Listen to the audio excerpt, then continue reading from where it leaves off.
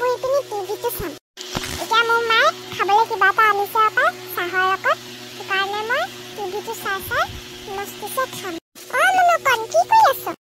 মই টিভি চাবলৈ বহিছো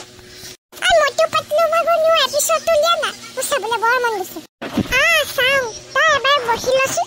মায়ে আমাৰ কাৰণে চাহ আৰু কিবা এটা তাৰ লগত খাবলৈও বনাই আনিছে